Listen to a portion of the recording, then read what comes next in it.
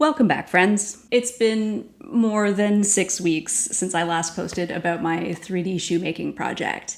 I had really hoped that by now I'd be able to waltz in here, sit down, and say, today, I'm excited to share how I finally finished these handmade shoes with custom 3D printed soles. But the truth is, while I have definitely made some progress, things haven't always entirely gone according to plan. And while I'm still really excited about this idea, I think I probably have a fair amount of experimenting left to do before I'm ready to show off a finished shoe. So, I'll be working on this one in the background, but in the meantime, I have a stack of other projects that I'm really excited to showcase, and I wanted to officially clear up some brain and studio space to move forward with those. For now, here's a super quick status update.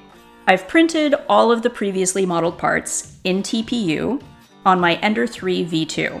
The Bowden extruder on this printer makes it kind of hard to produce super crisp, clean prints with a flexible filament, but I am able to get totally acceptable results for my purposes using a few tips I found online. I tried 3 different versions of the midsole with a range of infills at 20, 45, and 50%, all in a gyroid pattern. And 45% seems to be the sweet spot where it comes out firm enough to hold my weight without taking up unnecessary printing time and filament weight. 20% infill collapsed when I stood on it, while 50% added literally hours to the printing time without also adding noticeable practical benefits. One reason I had a few opportunities to experiment with the infill is because I somehow managed to f up the scale while working on my model in Blender. This is admittedly pretty mortifying considering how much I harped about accuracy early on, but hopefully some lessons were learned. Measure twice, 20-hour print once. I printed the tread piece separately at 100% infill as planned, and it came out looking pretty nice. I was able to bond the tread to the midsole using heat from a combination of my fabric iron, heat gun, and a soldering iron for spot welding touch-ups. The heat got the surface of the TPU parts just sticky enough to weld to each other on sustained contact without distorting the shapes. But TPU kind of hates sticking to anything except itself.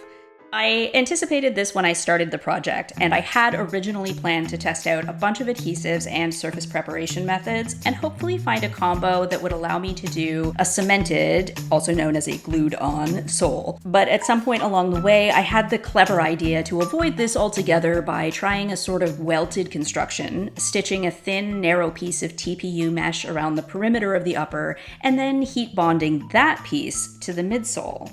No glue needed, right?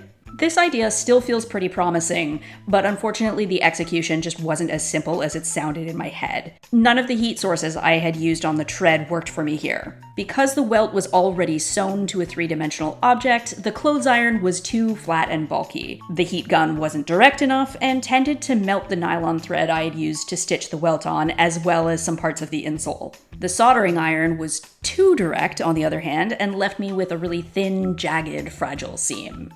Now, if I had a 3D pen, that might do the trick, but that's not a tool I had been planning to invest in right now, so I will have to do some research before I decide whether it's worth just throwing money at this problem versus trying a different strategy using tools and techniques I already have. So I'll admit, posting about this project while it's been a work in progress without knowing exactly what I'd have to show for it at the end has been a bit of an emotional roller coaster. But I do think there's a lot of value in showing what we've tried that didn't work as well as what did.